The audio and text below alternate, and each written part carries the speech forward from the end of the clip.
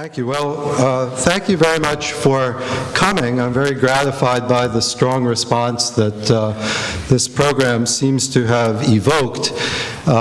This is the Darwin commemorative year, an anniversary both of Darwin's birth and also of the publication of Origin of the Species. So that seemed to me to be a good enough reason to have a series of programs that would look at the relationship between science and religion from different angles. And certainly the story of the competition, the conflict, the clash of science and religion is one of the great stories of the modern world. We've been at this for centuries or so, but it's not always a clash and it's a competition. I think sometimes it's a complementarity. I think in some ways the challenge of scientific explanations of the world have made religious believers put on their best faces. Sometimes it's made them put on their worst faces too, but we're going to have a program tonight that I think will show you occasions for complementarity as well as for the classic conflict. We have two very distinguished, very eminent philosophers to lead the conversation. They're each going to speak for about 15 minutes, and then they are going to talk a little bit with one another, and then you all will have a chance to ask them questions and join the conversation. Professor Philip Kitcher will begin, and Professor Kitcher is the John Dewey Professor of Philosophy and the James R. Barker Professor of Contemporary Civilization at Columbia University. He's a graduate of Christ College, Cambridge, which he told me is also Darwin's college at Cambridge, and of Princeton University, from which he got his PhD. He's taught at a number of American liberal arts colleges and universities such as Vassar, University of Michigan, UC San Diego, before coming to Columbia. And he works in the philosophy of science, philosophy of biology, philosophy of mathematics. He's written about 8 books, one of which will be on sale in the lobby afterwards, the book Living with Darwin. And my reading of that book a year or so ago is what made me want to invite him to speak with us tonight. Professor Len Goodman is a professor of philosophy at Vanderbilt University and also the Andrew W. Mellon Professor in the Humanities at Vanderbilt. Professor Goodman is a graduate of Harvard University, and he earned his Doctor of Philosophy from Oxford University. And there was already a friendly banter about the relative merits of Cambridge and Oxford here at the table. His research interests have centered on metaphysics and ethics, and he's one of the leading scholars in the world of medieval Islamic philosophy and of medieval Jewish philosophy, as well as a constructive philosopher in his own right. He has written and translated quite a few books. Unfortunately, the book that's most relevant to our event, Creation and Evolution, is forthcoming from Routledge. It'll be out next year, but we don't yet have that. But 2 of Professor Goodman's noteworthy books will be on sale in the lobby afterwards. I'd just like to request before we start that if you have a cell phone that hasn't been silenced, please do what you need to do so that it won't chirp and ring and tweet and distract. Okay? Professor Kitcher.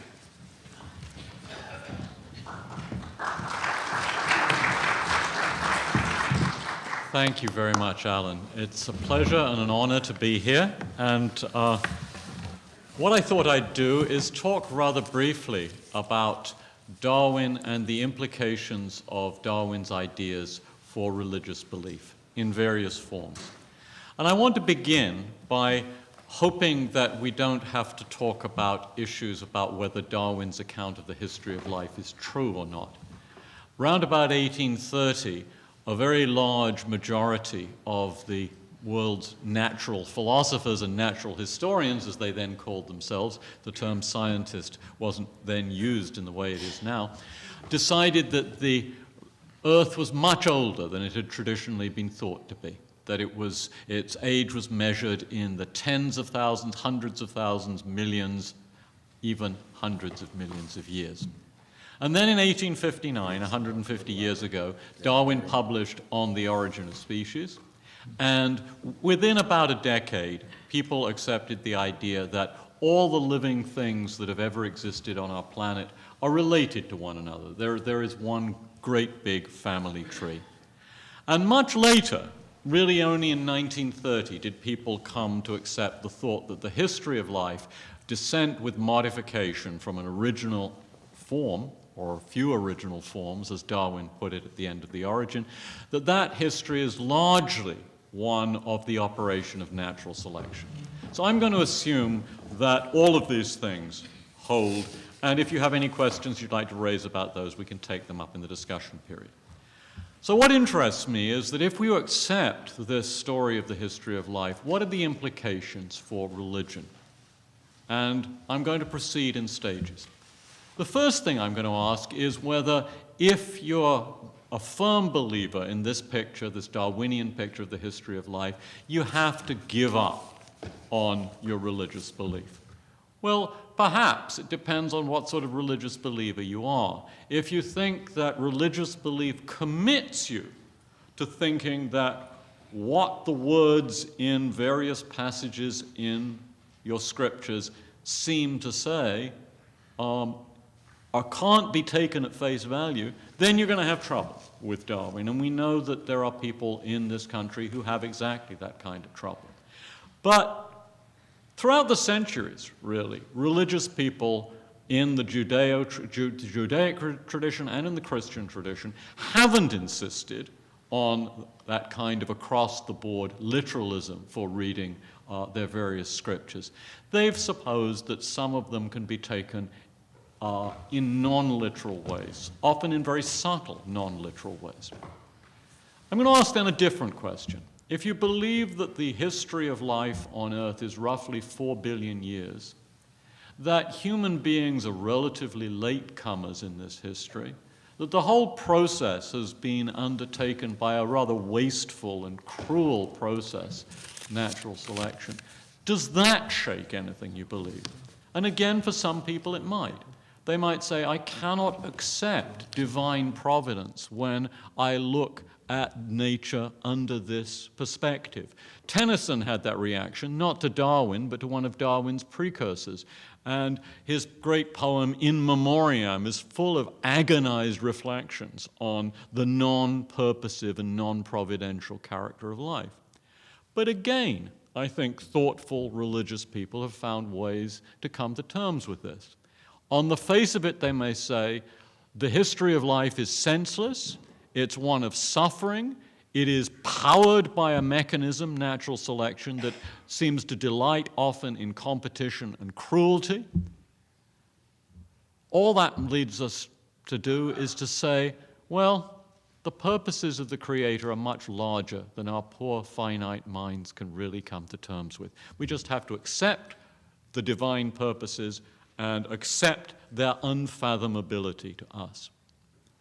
Okay, I've set that on one side, and I now want to come to what I think is the most serious challenge that Darwin poses for theism and for certain forms of religion.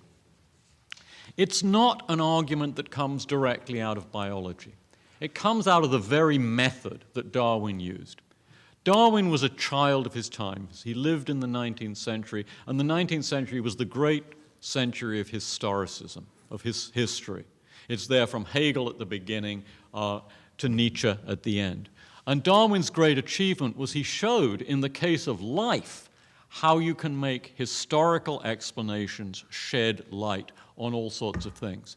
A much quoted phrase this year is by the great evolutionary biologist Theodosius Dobzhansky, that nothing in biology makes sense except in the light of evolution. That's an overstatement, but there is a really serious truth behind it. What Darwin did was say, if we think about life as a historical process, all sorts of things can be understood that are incomprehensible otherwise. Once you have that historicist idea in place, you can start applying it elsewhere. In particular, you can apply it to religious belief. There are many systems of religious belief, just as there are many systems of types of organisms. Religious beliefs, like living creatures, evolve over time. Now, when we look at the beliefs around us today, all over the world, they are remarkably different. They are inconsistent with one another. It is very hard to find even a common core of truth about the transcendental or the supernatural aspects of the world. That's a very striking fact. If we look at the processes that have produced these beliefs, they're remarkably similar across different traditions.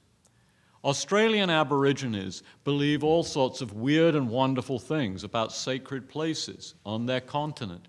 They believe in a thing called the Dreamtime, whose reverberations are still felt in various parts of Australia. They believe those kinds of things in much the way that you believe the religious things that you might believe. And similarly, things go for Hindus and Inuit peoples, for the Nuer in Africa, and for Muslims in various parts of the world. There are all of these traditions. They are massively in conflict with one another. They can't all be correct views of the transcendental or supernatural parts of reality. And they are all firmly entrenched in societies and traditions in the same way. And the more we probe the processes out of which those traditions come and through which they evolve, the clearer it becomes that the evolution, as far as we can read it, has absolutely nothing to do with processes that are conducive to truth. I call this, collectively, the Enlightenment case against religion. And it's been developing and it's been put together for about 200 years. And I am now going to confess to you that it seems to me a completely insuperable objection to literal forms of theistic belief or literal forms of belief in anything about a supernatural being or a supernatural force. I cannot see how one can reasonably claim that someone among the many massively inconsistent traditions, generated in very much the same ways by processes that have very little in the way of epistemic standing, that is, likelihood of producing correct beliefs. I cannot see how one can claim that one of these is right and that the rest are wrong. The reasonable conclusion seems to me to be that they are almost certainly all of them wrong. That doesn't mean that there is no chance whatsoever for the existence of some kind of being beyond our world. There may even be such a being. Science changes all the time. But we have no reason to think that anything we say in any of the literal language that we use describes any such being. That's the view that I believe. Now, you might think that that would line me up with the people who write these very militant books, like Richard Dawkins and Sam Harris and Christopher Hitchens and the rest of them. But it doesn't, because I actually take the historical account of the development of religion in these different traditions very seriously. I said there are all of these traditions, and religious beliefs are entrenched in virtually all the societies we know. What accounts for that fact? One thing you might think is that there's some sort of common insight that all these traditions have, but it's very hard to find any least common denominator among the various religions, I think. I offer a different explanation. I think the processes through which religions originate, grow, develop, evolve, have nothing to do with the generation of true belief. They have everything to do with things that matter to people as individual beings and as social beings. They're immensely important for human societies and for human individuals. And when you appreciate that point, it seems to me something important follows that people like Dennett and Dawkins and Hitchens miss. That religion isn't simply a matter of believing some set of propositions. There is a God, he spoke to us or our people on Sinai, his son was born, his son rose from the dead, whatever. It's not about that at all. It's about other things, attitudes of wanting, hoping, believing, trusting in one another. It's about, sorry, I shouldn't have said believing, it's about attitudes other than belief, emotions, commitments, and those don't require any substantive doctrine about the supernatural.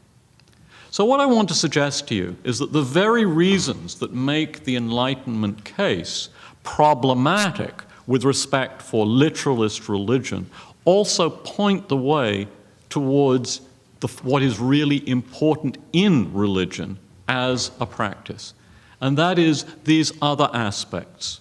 So I am very much in sympathy with those members of denominations, whether they be within Judaism, within Christianity, or very small number in this case within Islam, within other religions, who say all our beliefs about the supernatural are literally false. They're myths.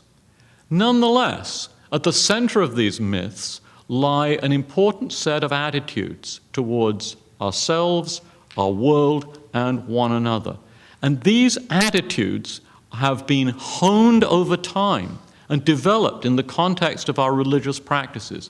And that is something that we as human beings and as groups of human beings profoundly need.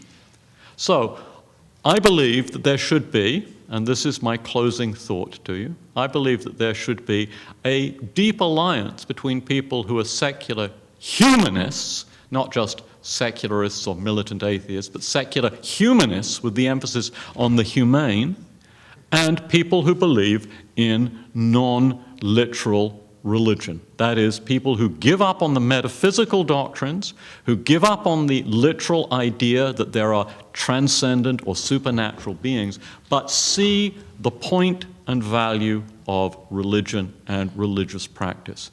I am the John Dewey Professor of Philosophy at Columbia University, and in the 1930s, John Dewey wrote a wonderful book called A Common Faith. And in that book, he says, religions take it for granted that when people have some sort of religious uplift, there's something out there to which they're responding. I want to turn this around, he says. I want to focus on the response itself. It's the response itself that's important. I want, as it were, to promote religious feelings, religious emotions, but I want to detach them from the idea that they give us access to some kind of supernatural cause. I think Dewey was absolutely dead right, and that what the world needs today is a mixture of secularists, secular humanists who believe in the humane dimensions of their secularism, and people who have gone beyond literalist belief in certain doctrine, who've abandoned the transcendental, the supernatural metaphysics, but have retained what is really important and vital about religious practice and religious states of mind. Thank you very much.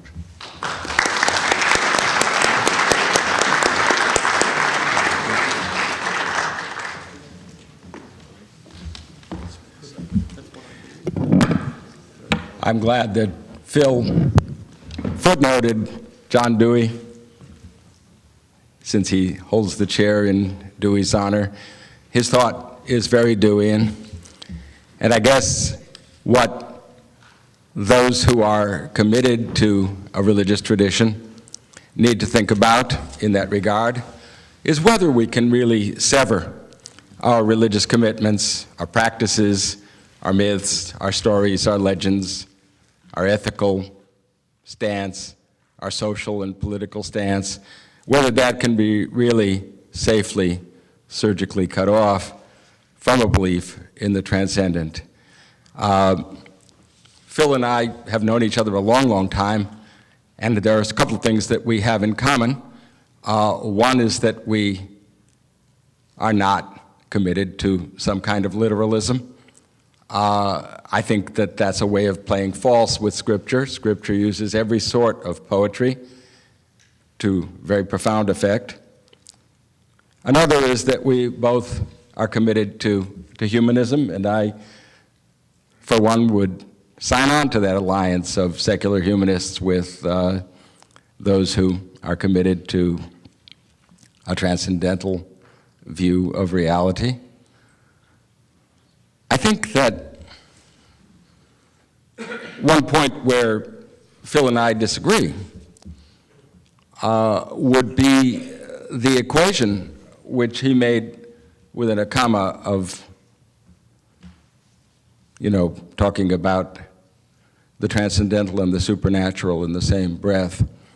I don't think one has to equate the two.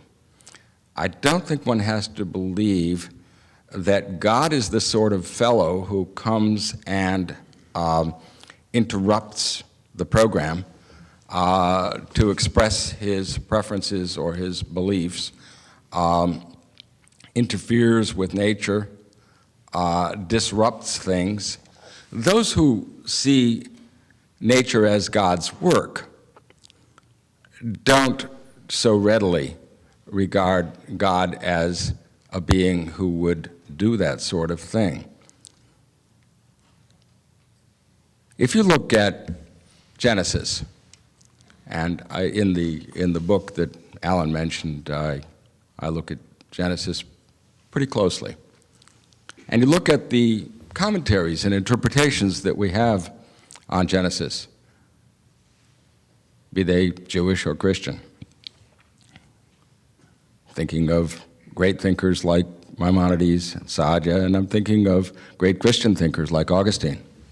You find that the idea conveyed in the opening chapters of Genesis is not an idea that the world was finished in 6 days. The 6 days of Genesis are a way of parsing nature, and Genesis itself is a way of allowing the human mind to make a move from what we think is familiar to us, namely the world we live in, heaven and earth, to something that is higher and better, not just stronger, but a source of what we value in the world. It's interesting to me that the first thing God creates in the book of Genesis is light. Not matter, not language, not people, light. And God sees that it's good. God makes a value judgment there, and it's interesting to me that it's an aesthetic judgment. The light doesn't yet have any uses. It's going to be a source of life. It's going to be a symbol of enlightenment and understanding. But when God sees that it's good, it's just there. And that, I think, is meant to be emblematic of the way we're supposed to be looking at the world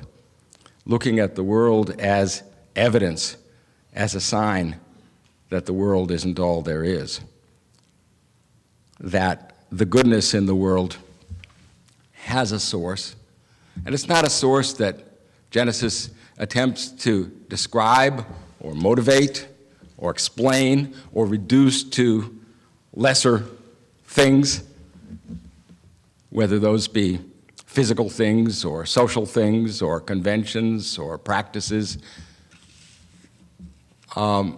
Something about the appreciation of nature and all that nature is and all that nature can be would lead us to make a kind of a vault from the finite and determinate things that we know to something which is infinite and beyond what we know. That's a very interesting and important kind of move. Genesis is arguing, in effect, look at the world around you. None of this need have been. Imagine a condition in which none of this was, a condition of tohu vavohu, of complete, utter chaos, emptiness, void. And then consider, there needn't have been any of this, but there is. And the cause of that is not just something bigger and more powerful than we are, but something absolute and infinite. It's asking you to make a kind of inference from the finite to the infinite, which does demand a kind of a leap. And it's proposing that we see God as the source of goodness. Some of the strident people that Phil referred to have said, very nicely put by Daniel Dennett, the only kind of explanations we should have are explanations which are cranes and not skyhooks. That is, you should build from the ground up. What he's proposing is that the only real explanations are mechanistic explanations. But the kind of question that the book of Genesis puts to you is not the kind of question that can be answered mechanistically. Finding a mechanism will not answer the question of why there's anything worthwhile in the world, why there's anything good. That's the kind of question that Genesis wants to answer. Phil made a point of the diversity of religious traditions, and they are very diverse. They're not entirely contradictory with one another. They overlap in certain interesting and important ways. But oftentimes, the differences among different religious traditions arise from the fact that they're not contradictory, but addressing different questions. The question that Hinduism wants to answer, for example, has a lot to do with how do we get stuck in conditions that we can't control, and it proposes that we are inheriting the bad karma of our ancestors or predecessors. Buddhism cuts clear of all that. And the question that Buddhism wants to answer is the question, how the hell do we get out of here? How do we get off? It makes the assumption that the world we live in is a world of illusion and false values, and that actually the way to escape from that life is to let go of it. It regards letting go as the answer. But it's the answer to a different question than the question that the book of Genesis is asking. And I think the question that the book of Genesis is asking is, why is there anything worthwhile? Why is there anything beautiful or good or true? In working on my book about creation and evolution, I was reading Darwin very, very carefully, and Darwin's critics and Darwin's commentators and Darwin's continuators. And there's a very interesting thing about Darwin which puts him on the same page with the book of Genesis. The most obvious thing is that they're both historical. They both involve that kind of explanation which wants to explain things in terms of their origins. But there's something more important. What Darwin explains historically is adaptation. He transforms adaptation from a fact about the various species of things that they manage to survive in their environments. They have anatomies and behaviors that enable them to survive in their environments and indeed to adapt to those environments. He can explain that adaptation in terms of natural selection. And it's a brilliant explanation. He takes something which was regarded just as a fact and treats it as something which has a history. And by giving it a history, he makes it intelligible. And that's a great achievement of Darwin's. What Darwin does not do is eliminate the notion of value or interest. The good is still there. He uses evaluative terms over and over and over again, talking about the interest of those species, thinking of them now as dynamic populations rather than static archetypes. But he can tell you how they achieve the ability to survive in their environment, and indeed, they achieve it by becoming something very different from what they may have started out as. But he doesn't eliminate the idea of value. The mechanistic explanation of how an adaptation works and the historical explanation of how an adaptation arose and the dynamic explanation of how that adaptation morphs and transforms and how purposes become emergent and become something higher and larger and more complex and more dynamic and more autonomous and more communal than they originally had been. He can tell us how that happens, but he can't tell us, and he doesn't attempt to, what the ultimate source of value is.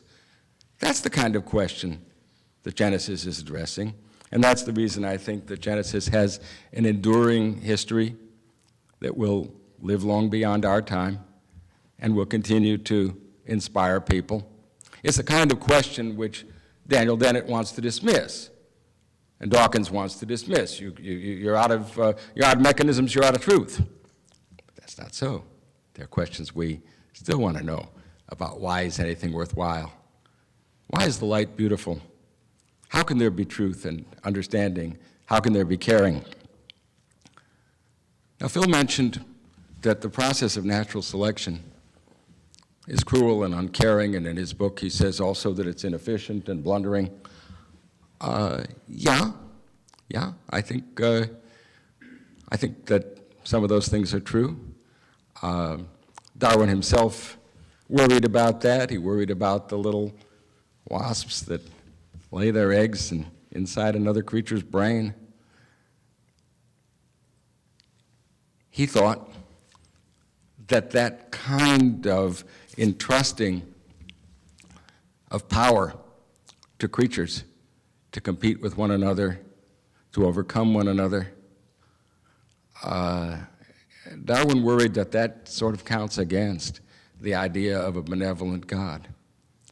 On the other hand, it's an imparting of freedom. And I don't just mean moral freedom, the freedom that you and I have to make our choices, but the freedom by which matter and energy dance their dance. That kind of freedom is what God imparts. I know a couple of philosophers, Arthur Peacock for one, Mark Lilla for another, who describe that freedom in Hindu terms as a kind of wild and crazy dance, a play, Lila, a kind of working out of the potentials of things.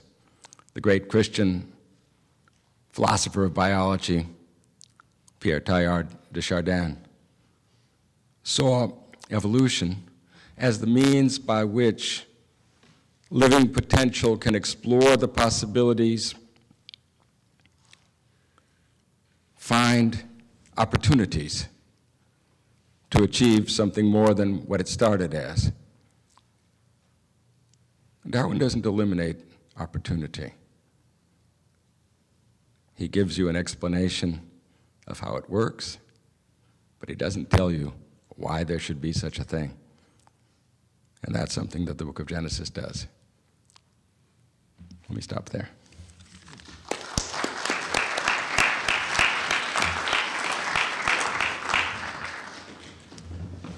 I'm sure Professor Kitcher has some points that you'd like to raise, so I'm going to invite them to talk with each other for a little bit, and then we'll have everyone else come in.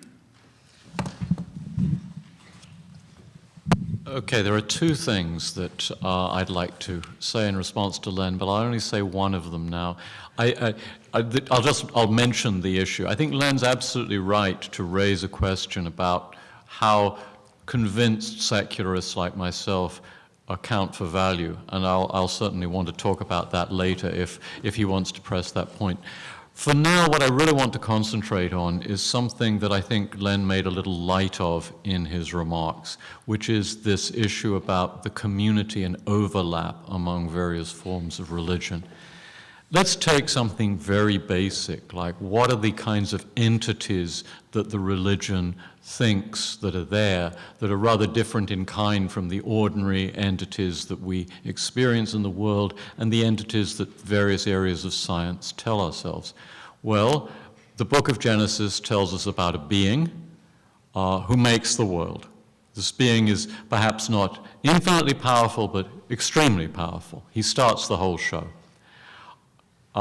If you go to the Christian scriptures, this doctrine is transposed, it's transmuted in various ways. The being is given three persons in one God.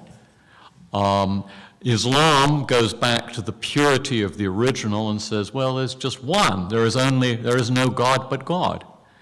Of course, now in Hinduism, you have a whole panoply of gods.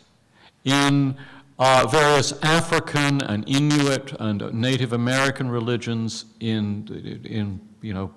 flourished until, of course, the Native Americans got reduced so badly in numbers, you have commitments to spirits. In some other African religions, the entities that go beyond the normal natural denizens of the world are ancestors. If you go to Australia, it's not so personal. There are sacred places, and these reverberate in particular ways.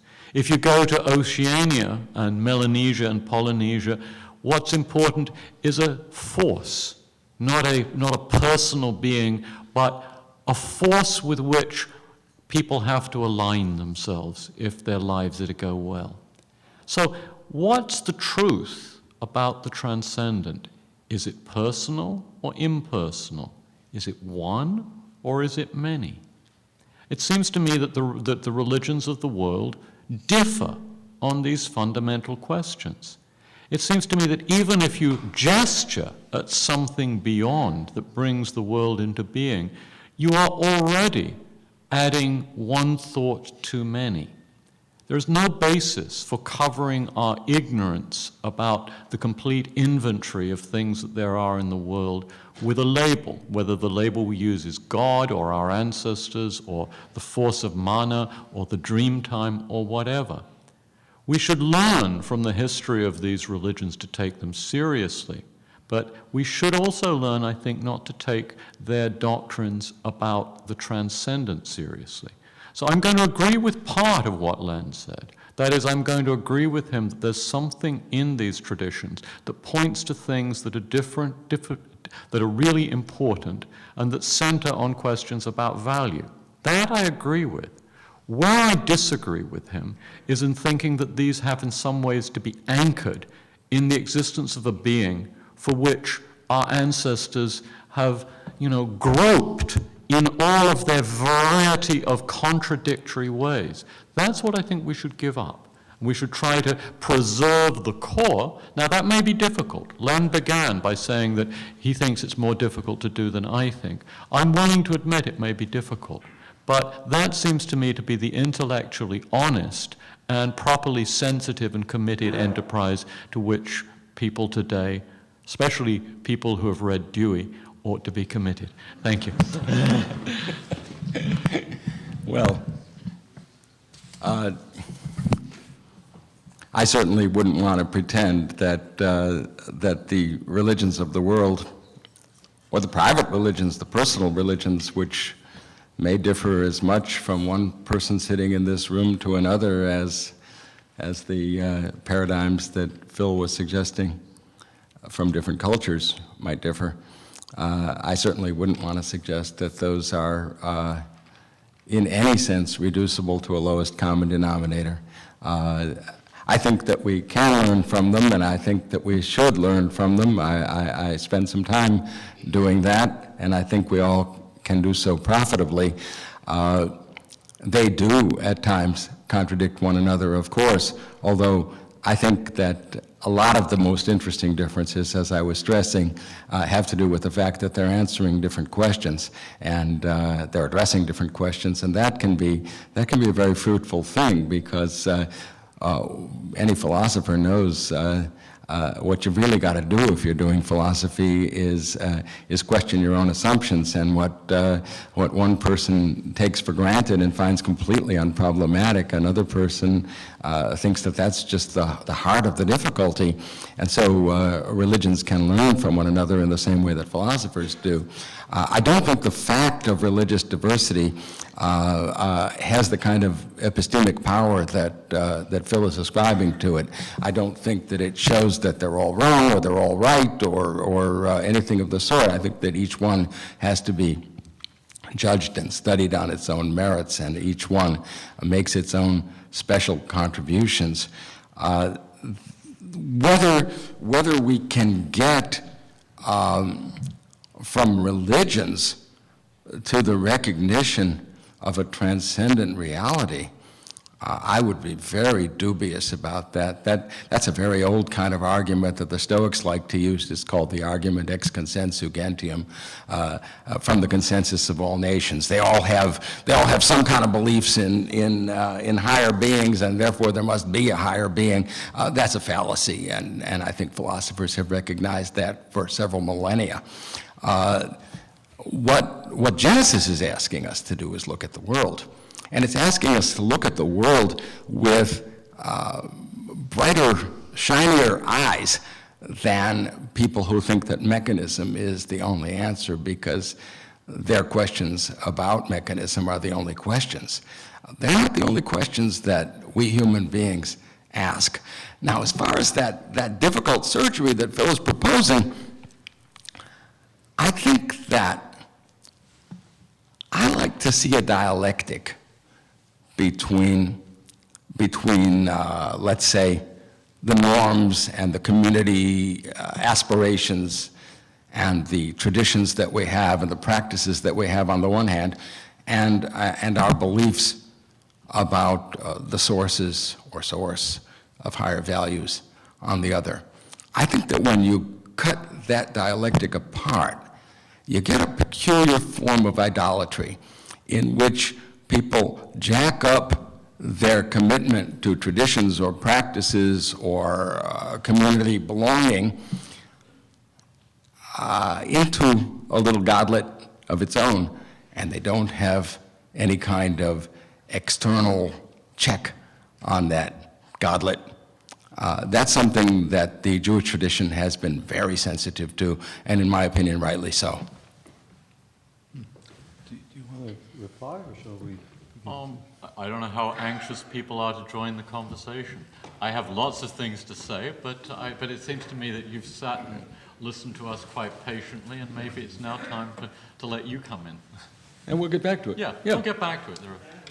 Okay, so we have 2 microphones on stands, and if you'd like to ask a question, please go to one of them. I know sometimes at our events people get a little angry if we don't get to them, and the only way we can possibly get to everyone, which I hope we can do, is if people keep their questions short, sweet, and to the point, and not to turn them into speeches. So we'll start to the left, and then we'll go to the right and back and forth. Yeah, So, this is directed to the esteemed professor from Columbia.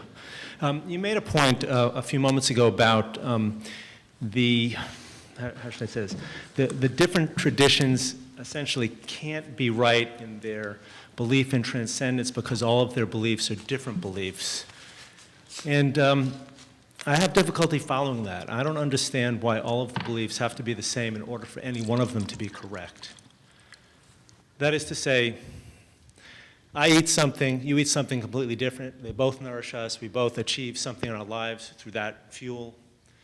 It doesn't make my food any less valuable than your food. Can you comment on that? Like, how do you arrive at the conclusion that you arrived at? Okay. For example, I think All right, good. In a sense, what you're saying is rather like what Len has already said, and I think it's wrong for just the same reason. Len was saying that these religions answer different questions, and you're saying that foods... I'm not saying that at all. No, but you're saying that foods answer to different tastes. Now, I take it that when an Australian Aborigine talks about the dream time, that person is making a claim about the contents of the world beyond the normal inventory that we take for granted. Perhaps. That when a Crow Indian talks about the ancestors who remain present, the same thing is going on. That when the Hindus talk about the pantheon of gods, they're making the same thing. Now, then we've got the Abrahamic religions with their variations on a common theme in terms of the kind of entity that is taken to be sort of fundamental and basic. All I'm pointing out is that not all of these can be right. Now, you might say one of them's right, one of them's privileged. What I think 2 centuries worth of very detailed literary, historical, sociological, historical scholarship, political scholarship has shown us are that the processes that drive the evolution of the world's religions are pretty much the same in all of these traditions, and none of them are conducive to truth. That's the point. Because I have a particular belief in one thing, it does not negate anybody else's particular belief. My needs are particular within my faith and my background, my tribe, and I don't believe that other tribes, other faiths, other backgrounds need to share my belief for both of them to be correct. It's sort of not unlike, the path up the side of the mountain. There may be many paths. You still get to the top of the mountain, but each of the paths is still valid and valuable.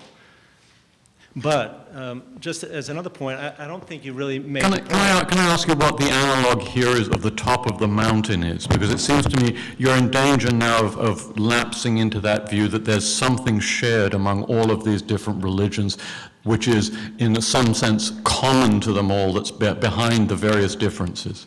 Well, I think I probably can make that assumption, but I'm not willing to describe what that is, because it's out of our capabilities. Yeah.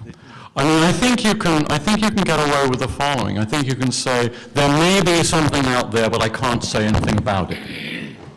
I agree with you. I mean, I can say something about it, and they can say something else, and together we can put them together and maybe achieve some picture of what the out there is. Look, I'm a firm believer in the law of non-contradiction. That is, something cannot be true and something contradictory with it can't be true at the same time. We're going to have to move Let on me to the next give you an analogy that may help you. Suppose that you and I and a lot of other people in this room make a factual claim. We make a claim about some distant event. Let us suppose that all the claims that are made are different. They're all strongly incompatible with one another. No 2 of them can be true together. And now suppose we look at the bases of these claims, and suppose we find out that the very forms of reasoning, the perceptions, the ways in which these beliefs have been generated are the same in all of those cases. You've used your senses, you've used them reasonably, you've used pretty decent-looking arguments. I think that the right response to that situation is to say, none of us knows.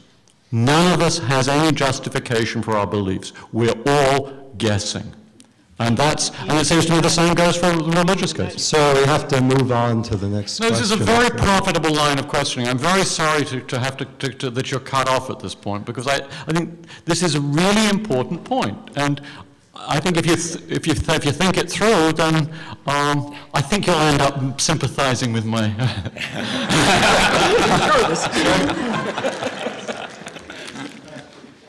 Okay.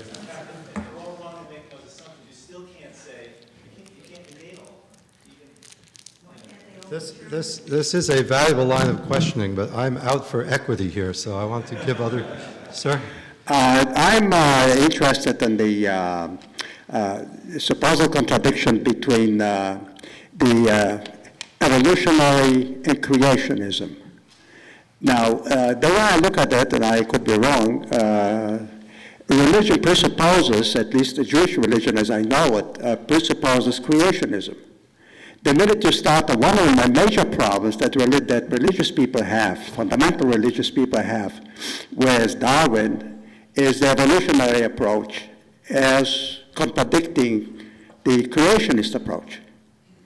So I was wondering to what extent, if one is fundamentally religious, can these two approaches be merged? Or That sounds can like a both question. be accepted as compatible? That sounds like a question for Professor Goodman. Yes, and the short answer is read the book that's coming out in March. But you used the word fundamentally 3 times. You're describing the beliefs of people other than yourself, and you're putting them in a certain kind of a box. That's the kind of move that Christopher Hitchens and Dawkins and Dennett and that sort of folks like to do. There are these people out there who are very primitive, and we're not going to make that effort. We're going to try and understand the beliefs of the Crow and the Inuit and the Australians, but we're not going to try and understand those beliefs of our next door neighbors, which look very primitive to us. The Bible uses poetry. It uses poetry very creatively and very effectively, even more creatively and effectively than John Milton did. It has moved lots of people in lots of ways, good and bad, over a long period of time. But we can't get away from the fact that the Bible uses poetry. It doesn't just ask you to take something literally and swallow it. If it did, it wouldn't have gotten very far because people would have thought it was just silly. Those people in the past who first heard the ideas of the Bible weren't any stupider than we are. They didn't talk slower. They didn't look like Victor Mature in 1 million BC. They were smart people. They were people who lived in an environment and were trying to figure out what their environment was like and what it was all about. When you look at a story like the story of Noah, in the story of Noah, I could point out to you folks who really worry a lot about how did Noah get all those animals into the ark. They don't worry as much as they should about the need for genetic diversity. Any zookeeper knows that even 7 pairs of animals wouldn't give you the viable population that you need. They worry about how the animals were fed and what did Noah and his family do with the animal waste that was generated, and they completely ignore the point of the story, which in this particular case is spelled out explicitly in the Bible when God makes his covenant with Noah and tells him that seed time and harvest, winter and summer are going to continue because God already knows that the inclination of man's heart is evil from his birth. There's a lesson there. And the lesson is about why God doesn't interfere. We worry about the fact that terrible things happen, something that Phil and I have in common, and all of us in this room have in common. We worry about the terrible things that happen. And the story of Noah is telling you that God is going to allow nature to take its course. Human nature, tsunamis, terrible things will happen, life will go on, and God will allow it to go on. And nature will continue, and God will allow it to continue. And the profound lesson of the story of Noah gets lost under worry about where did all that water come from and how could it cover up all the mountains. That literalism in that sense is misguided. I'll give you one more example, which is a favorite of mine. People worry about how was Eve made from Adam's rib. How could that be? In that story, and I don't think very many people in this room worry about that, but in that story, again, we have the point of the story spelled out explicitly in the Bible, because Adam has been looking for his counterpart. He surveyed all the animals, and he didn't find any counterpart among them. Peter Singer, take note. Then he was given a woman, and he saw that she was Ezer Kenegdo. She was his counterpart, his ally, his helper.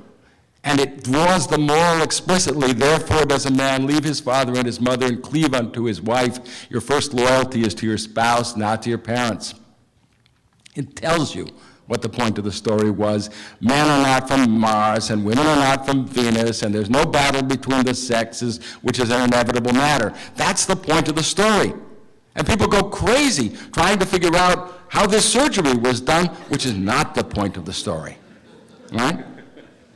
Misguided literalism. Thank you. Thank you. Sir? Religion, and call it myth, or in any sense from reality in that sense. You're assuming, say that somehow or another our rational logic can sort of capture reality. And I think what one thing probably religions have in common, Leonard mentioned the infinite, is that somehow or another there's more that in reality that we can sort of organize that way. And you said you were going to get to values. I don't know if this would fit in. I know in Dewey's case it didn't. I mean, this was still a kind of scientific procedure values. But it would seem to me when you're reducing these things to myths that you're losing the passion that religion provides with its sense that somehow these values, which I think is what's behind it, is somehow another part of reality as well, in this infinite sense beyond what we experience. Thank you. Okay, I have a lot to say about that, but I'm going to say some of it rather briefly. Dewey called his book A Common Faith, suggesting that there were things in religion that were really important. Dewey, I think, realized that people make certain kinds of commitments in taking on a religious attitude, whether or not that religious attitude comes with a whole bunch of beliefs in the contents of the world. Now, I am really worried by this thought that we can somehow seek to know something about things that are so remote and so vast. So I'm worried about what I call the metaphysical doctrines. And I see the world's religions as full of these and groping in their contradictory ways. Now you say, well, maybe reality is just beyond the scope of our logic. You're relying on ordinary logic and ordinary canons of rationality. And that's true, because I don't actually know what else to go for. If I make a blind, passionate leap of faith, that can go in any direction. It might be a benign direction. I might leap into some faith and think of my life in terms of the entities revealed to me in Genesis or the subsequent books of the Bible. I might do that, but I could equally jump in a completely other direction. I could leap towards a text that we would regard as fundamentally evil. I could do it with exactly the same justificatory basis. And that really troubles me. When I think about those possibilities, I think I must rely on my logic. I must rely on my canons of rationality, for I have nothing else. What I can do is I can rely on leaps of faith to identify with things that I take to be valuable, when those values have been worked out on some kind of justified basis. And it's at this point that the last bit of your question comes in about where the values come from. Leonard announced a book that he's going to publish next year. I am also going to announce a book. It's a great big fat book, and it's called The Ethical Project. And it's an attempt to answer just this challenge. And it's a thoroughly humanist answer. I regard our ethical systems as historically evolving entities, you'll have heard this before, that originate in features of the human condition. This, too, is very Deweyan. We are beings, we're social beings with certain kinds of social dispositions, we have needs. Our ancestors lived together in societies that those social dispositions made possible, but those social dispositions were not enough to enable them to live together. And so they began something. They began talking to one another. They began setting out values for one another. In a certain sense, we construct the values in the world. This is going to be absolute anathema, I think, to what Len is saying. Len is saying the value is out there in a distant source. But what I'm saying is no, we do it. We do it together. And we've been doing it together for a very long time. And one of the great things about religion at its best is it's a facilitator of doing that.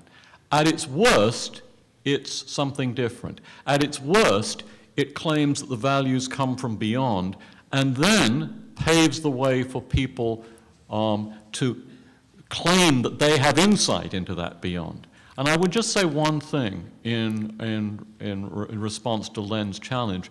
I don't think that a divine source can ground value. And I don't think it for the same reasons that Plato gave many, many years ago in a dialogue that I'm sure Len has thought about and may even have taught to his freshman classes, the Euthyphro. Plato says you can't ground value in the wishes or the commands of the deity, because you can't get value out of commands unless the being who makes the commands is already good. If they're the arbitrary wills of a very powerful being, that doesn't give you value. And that's especially poignant, I think, after the 20th century, when we know how many people did what they were told because they were commanded by people in power. There's, again, a very worrying thing. I think we are safer and better to anchor value in our own conversations with one another and our own tendencies to try to meet and sympathize with one another. Could I just maybe, Len, you want? Yeah, let me take a quick stab at that, and I don't want to step on anybody's time.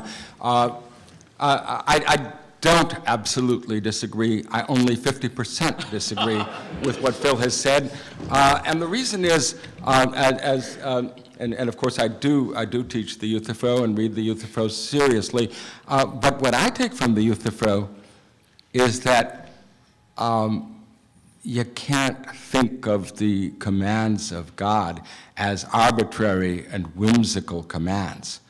That's part of what Plato teaches in the Euthyphro.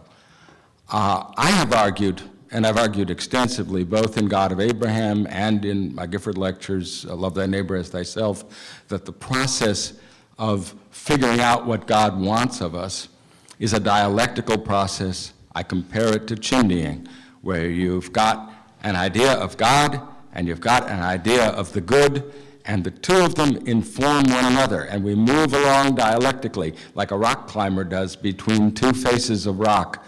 Push off a little here, gain a little ground there. If you do it that way, you don't have the problem of arbitrary commands, and you don't have the problem of relying solely on social conventions to tell you what's right and wrong. Because social conventions, just like interpretations of God, can lead us into horrible, horrible mistakes. You mentioned the mistakes of the 20th century, and it's kind of an understatement to call them mistakes. But what the Nazis did, and what the communists did in China and in Russia, killing millions and millions and millions of people, was not for the most part done in the name of God. For the most part, it was done in the name of social improvement. That can be a false God. I don't say it has to be, but I think that one needs those sources of criticism. The ethics, criticizing the idea of God, so that our idea of God grows, and the idea of God criticizing the ethics, so that our ethics rise to higher and more transcendent visions of what a human being can become. We have to move on. Well, not going to talk with you later. Len did a very, very good job. I was going to say also the 20th century, which is the century of, when scientific opinion was certainly one of the bloodiest. So I think it's understandable, as you said from the Euthyphro, that we want to limit somehow our belief.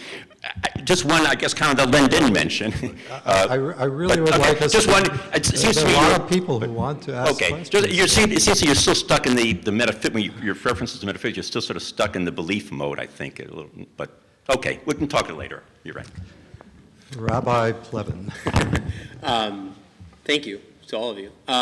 This question and comment comes out of taking very seriously the idea of a kind of coalition that Professor Kitcher suggested.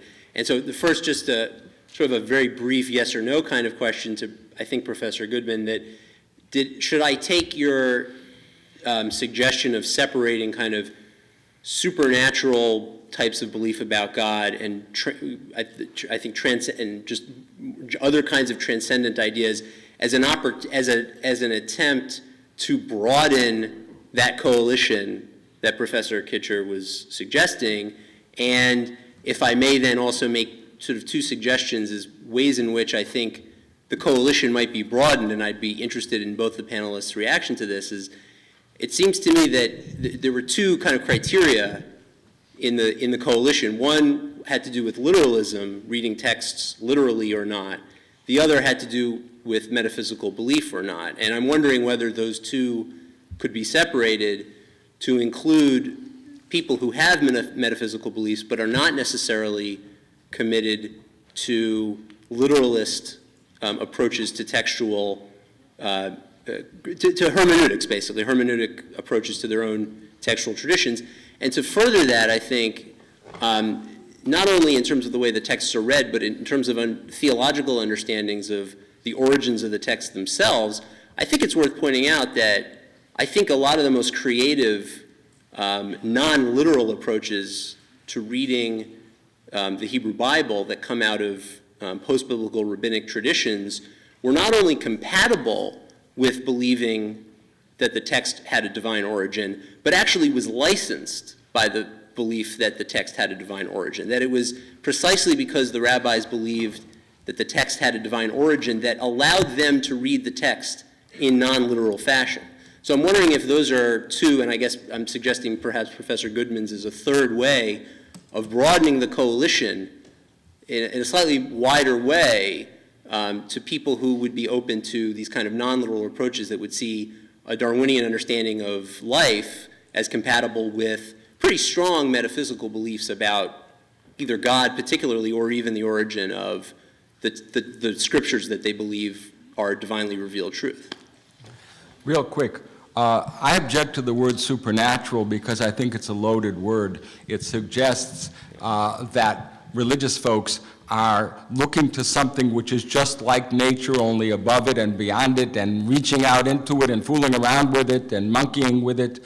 I think that that's a way of caricaturing what any serious religion is about, and I would include the Dreamtime and lots of other religions. Paul Radin, in a book written in the 1920s, pointed out that in any religion you have relatively simple-minded people, and you have relatively sophisticated people, and you have cynical people and other sorts of people. But I think when you judge religions, something I learned from Salo Barone of Columbia, you should compare ideals with ideals, not our ideals versus their practices, or our practices versus their ideals, that sort of thing. With regard to literalism, a lot of what passes for literalism, we were talking about this earlier, it's a product of the Renaissance and the Reformation. A lot of what passes for literalism is really a particular kind of hermeneutic. So people get very insistent on the literal resurrection of Jesus Christ, but they don't pay too much attention to the literal commandment of keeping the Sabbath on the seventh day. There's a lot of picking and choosing that goes on.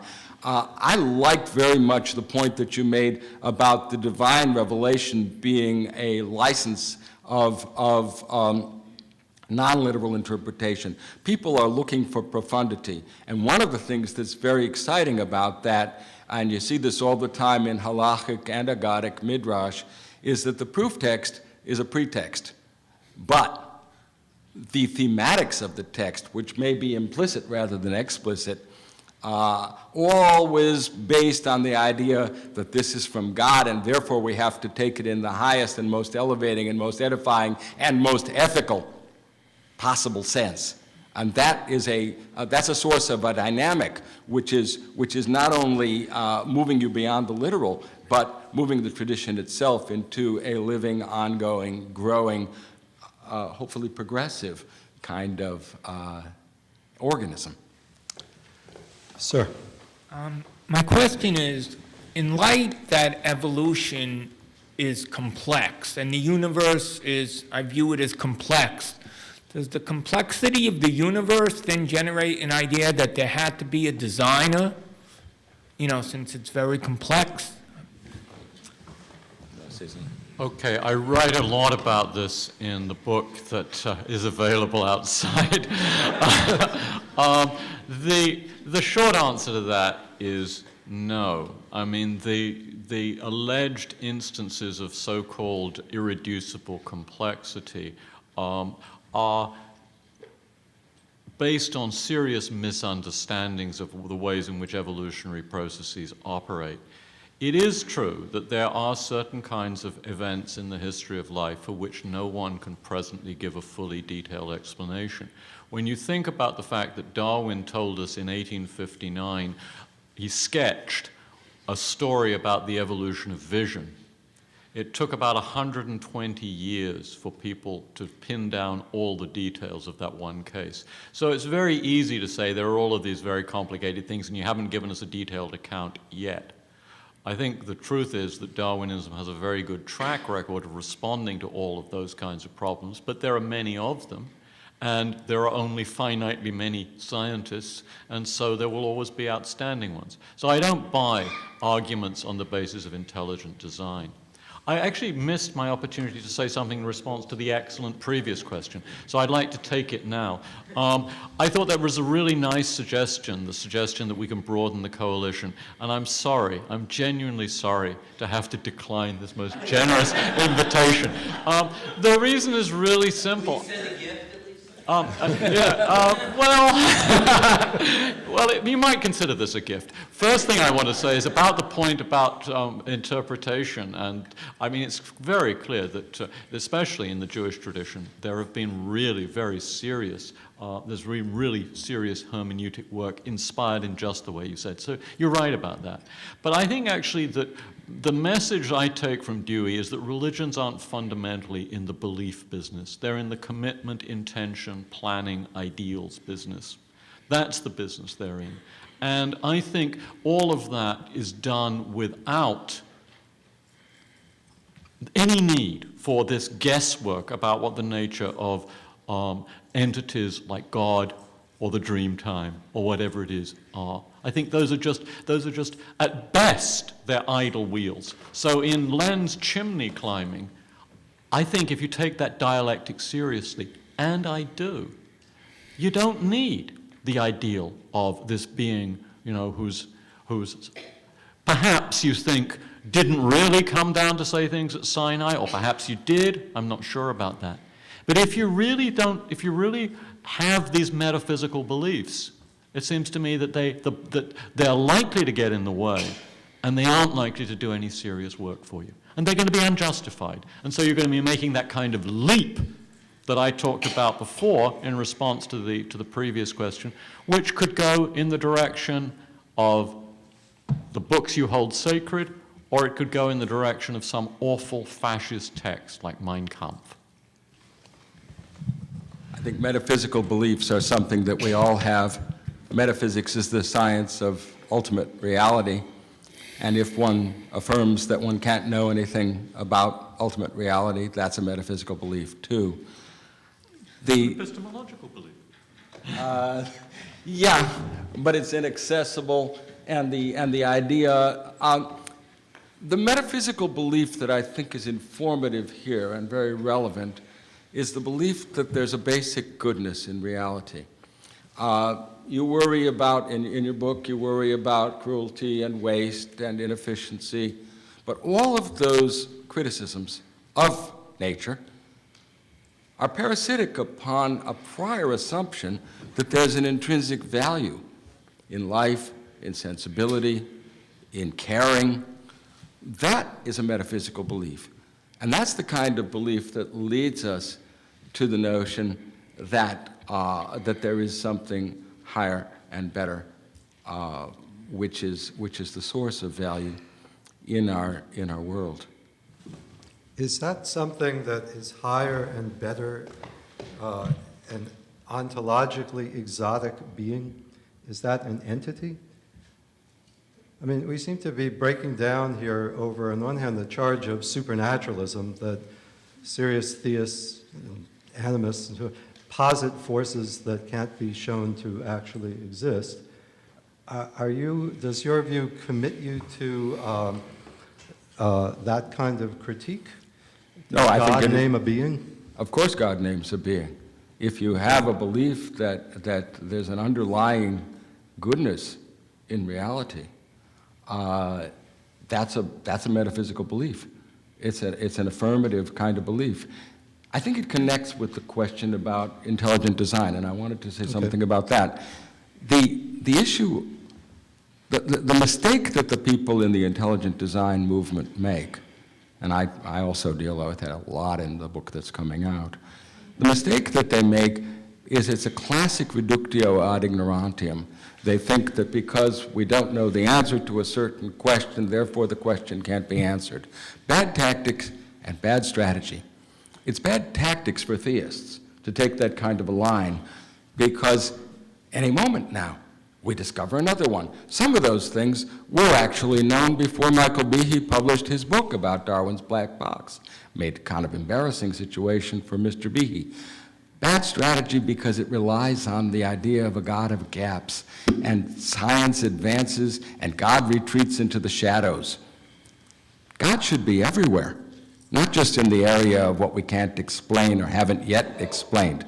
But there's something that motivates the idea behind intelligent design, and it's very, very important to see what motivates them, even though they took it in an incorrect direction.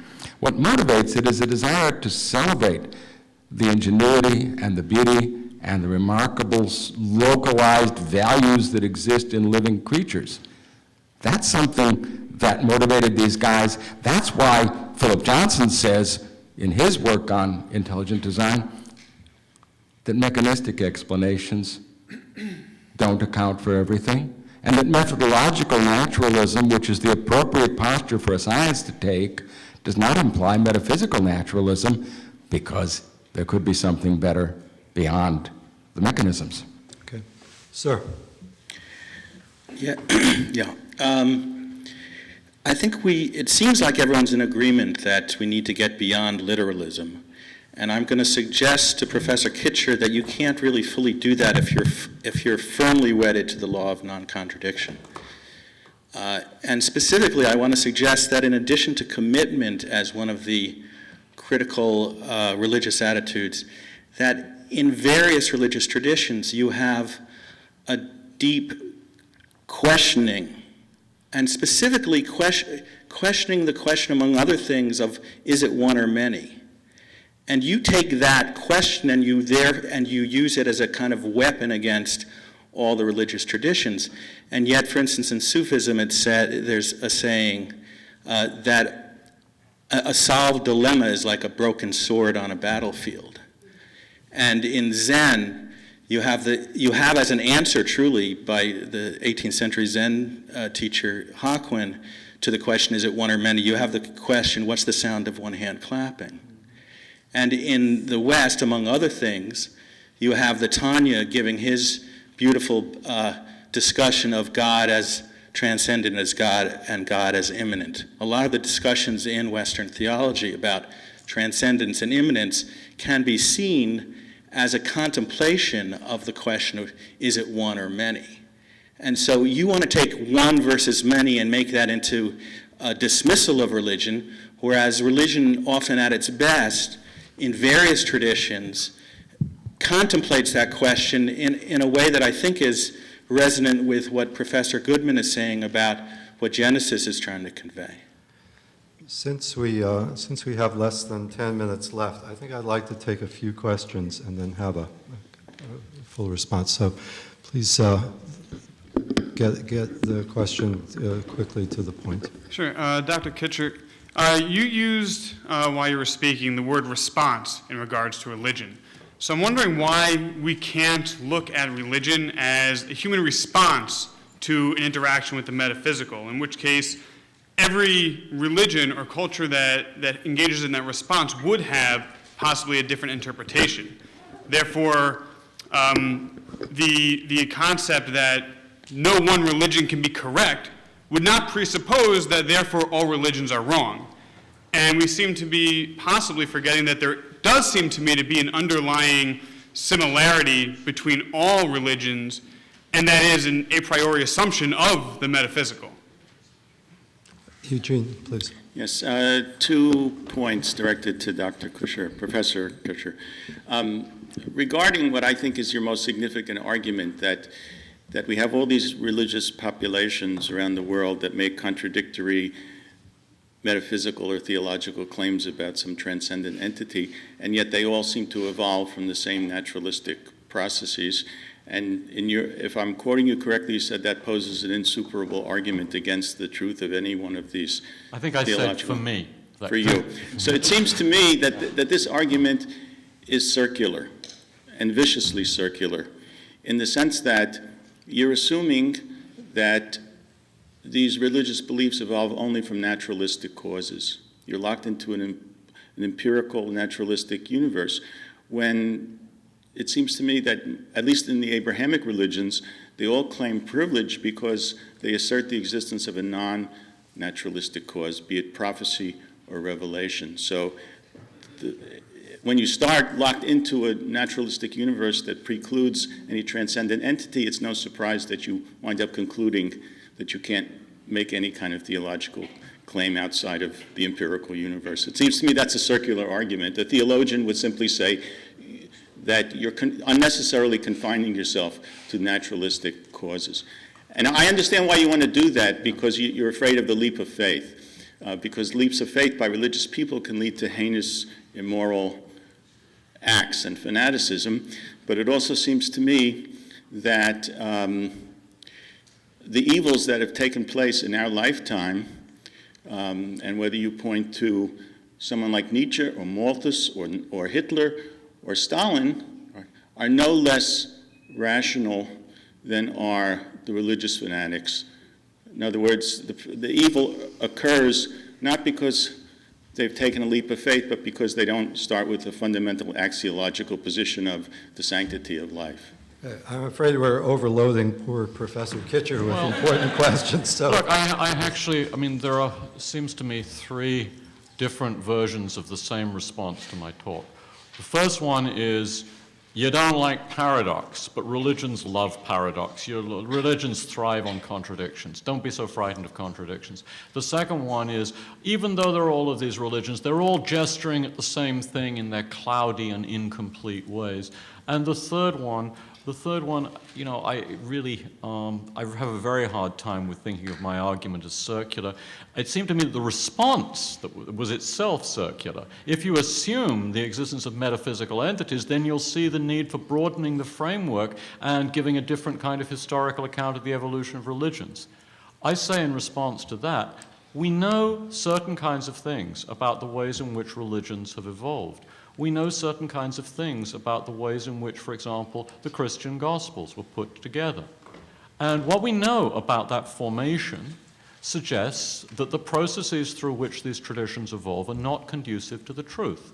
I will give you what is for me, and for the members of the Jesus Seminar, the prime example, Mark's construction as pure fiction of the account of the crucifixion of Christ. Crucifixion is a Roman punishment. Mark is writing around 70.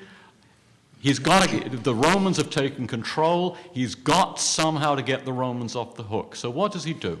He turns Pontius Pilate, one of the most repressive characters we know about from the Roman bureaucracy, into a guy who says benignly to this group of people whom he thinks of as benighted idiots, oh, I gather you have a custom, and at Passover we are to release a prisoner. Would you like me to release the King of the Jews to you? And the crowd, you know, bays out, no, we don't want Jesus, we want Barabbas. Now, that's, as the Jesus Seminar points out, something which has done untold harm in human history. And it's a bit of fiction, and we can trace its origin in Mark's Gospel. Now, when you look at those kinds of literary processes, political processes, historical processes, it seems very clear that what's going on in the evolution of religions is not straightforwardly the interaction of these individuals with some mysterious entity. Okay, now back to the first question. Why am I so concerned about contradictions? Look, if I said to you, all right, I want you to believe contradictory things.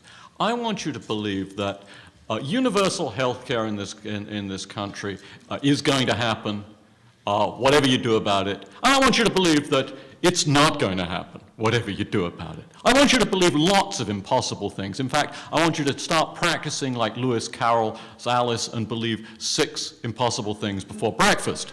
I mean, you'd laugh at me. Now, somehow, that when we move to a different arena, the stakes are supposed to be so high that these rules are relaxed. And we're supposed to be able to say, the transcendent is one and it is many. Or the transcendent is also immanent. And I think these things are either completely bereft of content and so they've become meaningless, or they are in fact very dangerous things. Because once you've got a contradiction within your system and you're allowed, as every logician knows, you can make any inferences you want. Contradictions are awful things to have around, and that's why in our ordinary life, in our ordinary processes of inquiry, we get so worried when we come across them. You do this all the time. When you find that your beliefs are in conflict with somebody else, you want to make a change, or you want the other person to make a change. And that is a sign of your respect for this principle. Now, finally, the question from the gentleman over here. I mean, it's a very good question. You say, all right, aren't all of these traditions responding to the same thing which they gesture at in their different and incompatible and possibly modeled ways? Benighted, finite, whatever. That's like the first questioner who said, you know, there are different ways up the mountain, but there's a peak at the top. And what I'm saying to you is if you take the full religious diversity of the world seriously, you can't find any serious common element. Well, you might say, there is something out there. But even to say there's something out there is to introduce a category. And what right do we have to guess at this category? Maybe there are more things in heaven and earth than are dreamt of in our philosophy. I'm willing to grant that. But we have no basis for making particular kinds of claims about the nature of these entities or even their existence. And I've noticed that people who say, well, what I really mean is just that there's something larger than ourselves, a bigger purpose, morph very quickly into people who believe, and Jesus literally rose from the dead, or Moses literally had an encounter with God on Mount Sinai, or Krishna is literally with us, or the dream time really happened. I mean, it seems to me that we do much better to stop at the past and do what Dewey recommended. Value the religious attitude and not worry about whether it's coming from some transcendent source. I'm afraid we have only a minute left. I'm sorry. But don't be sorry, but I'd like to give Len the last word if you'd like it. Well, I'll give it a try. 60 seconds worth.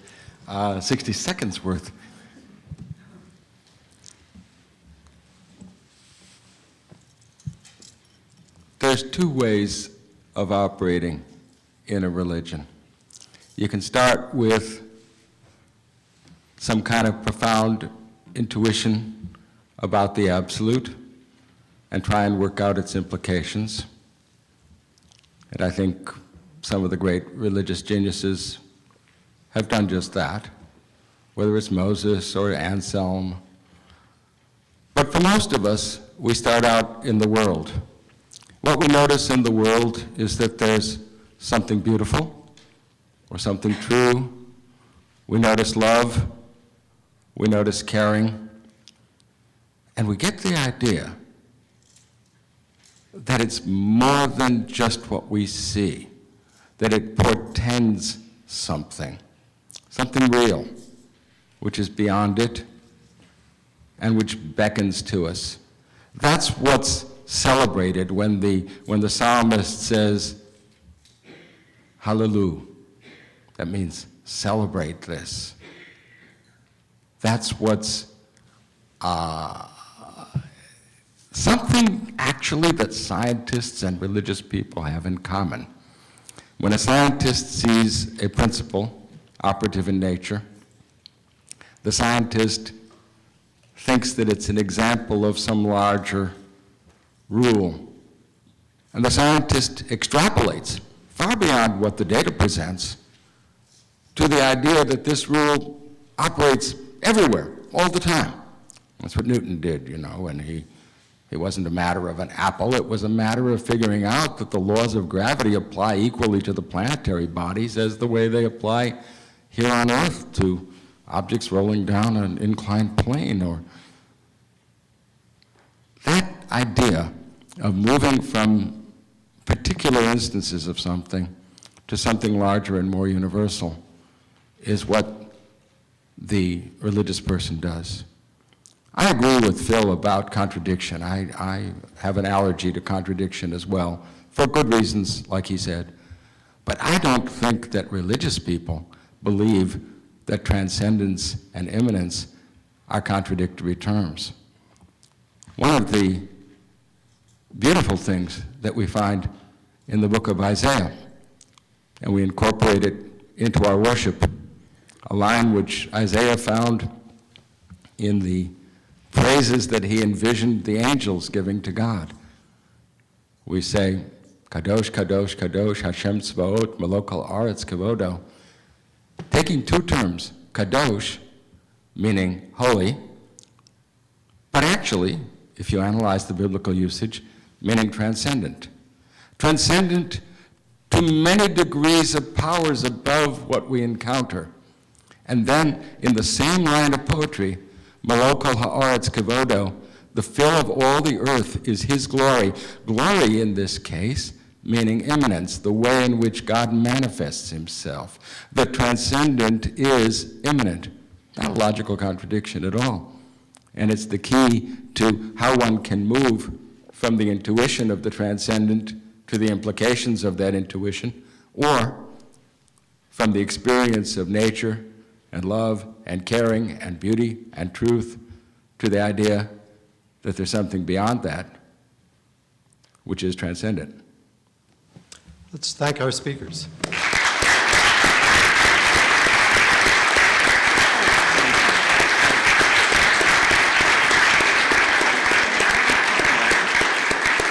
We'll have two other programs in this series in February and in March.